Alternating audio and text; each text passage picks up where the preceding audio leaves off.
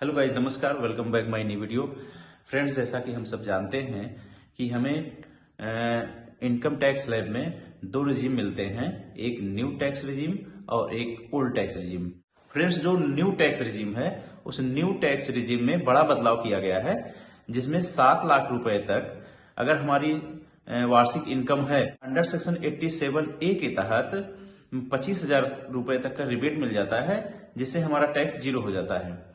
Old tax regime में अगर हम जाते हैं तो उसमें 5 लाख रुपए तक हमारी सालाना इनकम टोटल इनकम आती है। अंडर सेक्शन 87A के तहत हमें जो है 12,500 का रिबेट मिल जाता है, जिससे हमारा टैक्स जीरो हो जाता है। ओल्ड टैक्स रिजीम बेनिफिशियल रहेगा या न्यू टैक्स रिजीम, दोनों का कैलकुलेशन करते हैं। कैलकुलेशन करके देखते हैं कि हमारे लिए कौन सा टैक्स रिजीम बेहतर रहेगा, हमें कौन सा टैक्स रिजीम चुनना चाहिए। दोस्तों, मैंने टैक्स कैलकुलेशन के लिए इस प्रकार से पेज बना दिया है और जिसमें मैंने आइटम्स ओल्ड रिजीम और न्यू रिजीम को मेंशन कर दिया है। इस आइटम्स में gross income standard deduction HRA 80C 80CC D 1B।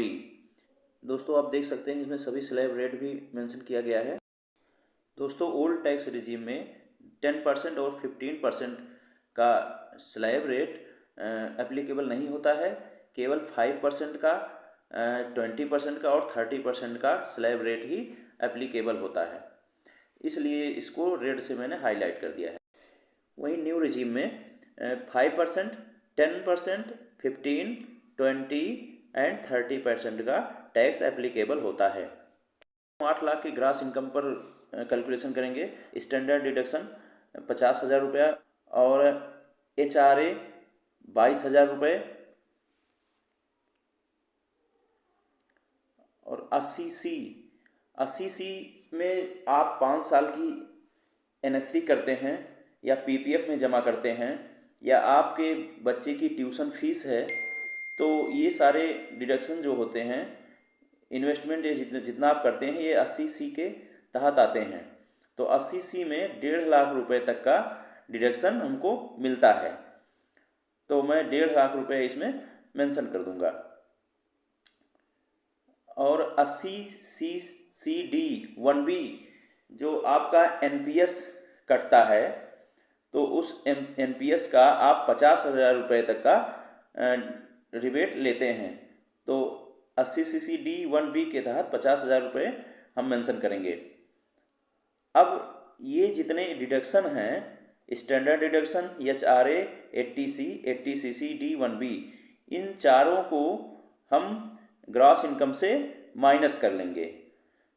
Total जो डिडक्शन बन रहा है वो 2,72,000 रुपये का बन रहा है, जिसे हम ग्रॉस इनकम 8 लाख रुपये से माइनस कर देंगे, जो आता है 5,28,000 रुपये। अब इस 5,28,000 रुपये हमारा टोटल इनकम हुआ। दोस्तों, ओल्ड टैक्स रिजीम में 0 से 2.5 लाख रुपए तक का जो इनकम होता है वो जीरो होता है, और 2.5 लाख रुपए यानी 2.5 लाख के ऊपर 5 लाख रुपए तक का 5% का अगर हम स्लैब रेट निकालते हैं तो 12,500 रुपये होता है। स्लैब रेट 20% यानी 5 लाख के ऊपर जो हमारा टोटल इनकम हो रहा है, जो कि 28,000 रुपये है, उस 28,000 रुपये पे 20% अगर हम अप्लाई करते हैं तो ये आता है 5,600 रुपये। अब आते हैं 30% के स्लैब रेट पे। चूँकि 30% का स्लैब रेट तब लगता है जब हमारा टोटल इनकम 10 लाख के ऊपर होता है, तब जाके ये 30% एप्लीकेबल होता है। जबकि हमारा जो इनकम है वो 5,28,000 रुपये ही है, जो 10 लाख से कम है, इसलिए ये हमारे ऊपर एप्लीकेबल नहीं होगा। अब आते हैं सम्स ऑफ स्लैब पे, यानी स्लैब में हमारे कितने टोटल टैक्स आए हैं, जैसे 12,500 रुपये और 5,600 रुपये, इन दोनों को जोड़कर इसमें मेंशन कर लेंगे, जो होता है अमाउंट 18,100 रुपये। अब बात आती है रिबेट अंडर सेक्शन 87A की। जब हमारा टोटल इनकम 5 लाख या उससे कम होता है, तब जाके ये अप्लाई होता है और उस पर हमें 12,500 का छूट मिलता है। दोस्तों, सेस जिसे शिक्षा उपकर भी कहा जाता है, ये जो है सम ऑफ स्लैब्स यानी कुल टैक्स का 4% कैलकुलेट होता है। अब ये जो हम कुल टैक्स बन रहा है वो 18,100 रुपये बन रहा है। इस 18,100 रुपये का हम 4% निकालेंगे तो 724 रुपये। अब ये 724 रुपये को और 18,100 रुपये को हम जोड़ लेंगे। दोनों जोड़ने के बाद जो अमाउंट आता है वही हमारा पेएबल टैक्स होता है, यानी शुद्ध देय आयकर होता है। अब इसमें सम ऑफ स्लैब्स है 18,100 रुपये है और सेस 4% यानी 720 रुपये, दोनों को जोड़ने के बाद 18,824 रुपये यही हमारा शुद्ध देय आयकर होता है। तो आप दोस्तों देख सकते हैं कि 8 लाख रुपए के ग्रास इनकम पर हमारा जो ओल्ड टैक्स रेजिम के हिसाब से टैक्स बन रहा है वो 18,824 रुपये है।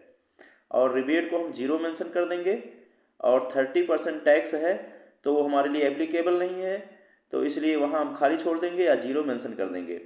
तो दोस्तों आप देख लिए कि हमारा ओल्ड टैक्स रिजीम के हिसाब से जो टोटल टैक्स आता है वह 18,824 रुपये है।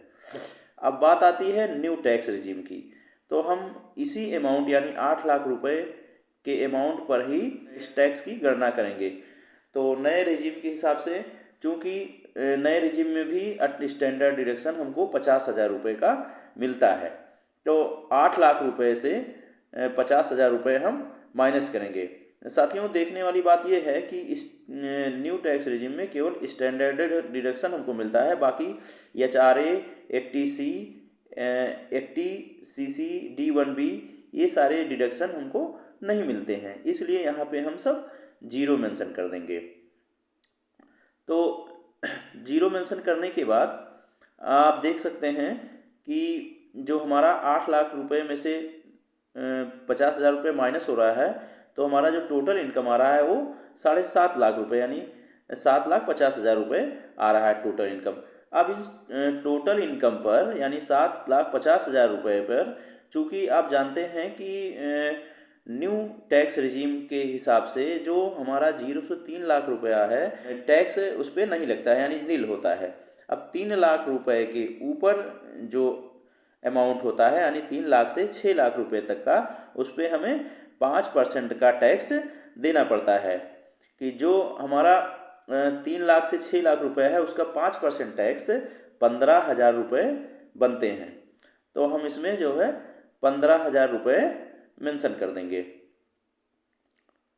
अब बात आती है टैक्स स्लैब 10% की, तो अब 6 लाख के ऊपर हमारा जो एक्स्ट्रा बच रहा है वह 1.5 लाख रुपए है। तो 1.5 लाख का हम 10% अगर निकालते हैं, कैलकुलेट करते हैं, तो वो भी आता है 15,000 रुपये। इस 15,000 रुपये को 10% के स्लैब रेट में हम इंटर कर लेंगे। 15,000 रुपये। दोस्तों बात आती है स्लैब 15% की, तो चूँकि हमारा जो टोटल इनकम आया है वो 7,50,000 रुपये है, जो कि 9 लाख के ऊपर नहीं है, तो हमारा 9 लाख के ऊपर जो है 15% एप्लीकेबल होता है, इसलिए हम इसको 15% और 20%, 30% को छोड़ देंगे। अब हमारा जो सम्स ऑफ स्लैब्स यानी टोटल इनकम टैक्स बन रहा है वो 15,000 और 15,000 ये दोनों स्लैब्स को जोड़ने के बाद 30,000 रुपये आ रहे हैं, यानी 30,000 रुपये यही हमारा टोटल टैक्स है। दोस्तों बात आती है रिबेट अंडर सेक्शन 87A की, तो यहाँ पे हम 0 मेंशन करेंगे क्योंकि हमारा जो टोटल इनकम है वो 7 लाख रुपए से ऊपर है, इसलिए हमारा जो रिबेट होता है यहाँ पे 0 होता है। अगर ये इनकम 7 लाख होती है तो रिबेट 25,000 रुपये का मिल जाता। अब हम कैलकुलेट करेंगे 30,000 पे 4% का सेस, यानी जो शिक्षा उपकर है, अगर 30,000 पे 4% का कैलकुलेशन करते हैं तो ये आता है 1,200 रुपये। तो 1,200 रुपये हम इसमें मेंशन कर देंगे। अब टोटल जो हमारा पेएबल टैक्स बनता है उसे हम 30,000 रुपये प्लस 1,200 रुपये को जोड़ के यहाँ पे लिख लेंगे, जो आता है 31,200 रुपये। तो दोस्तों आप देख सकते हैं कि ओल्ड टैक्स रिजीम और न्यू टैक्स रिजीम में जो टैक्स का कैलकुलेशन हुआ है वो ओल्ड टैक्स रिजीम के हिसाब से हमारा टैक्स 18,824 रुपये आ रहे हैं, जबकि जो न्यू टैक्स रिजीम है उसमें हमारा जो टैक्सेबल यानी पेएबल टैक्स आ रहा है, देय आयकर आ रहा है, वो 31,200 रुपये है। तो दोस्तों इस प्रकार से आप अपने टैक्स की गणना आसानी से कर सकते हैं। दोस्तों जानकारी पसंद आई हो तो प्लीज़ वीडियो को लाइक करें, चैनल को सब्सक्राइब करें। मिलते हैं नेक्स्ट वीडियो में। Thank you for watching.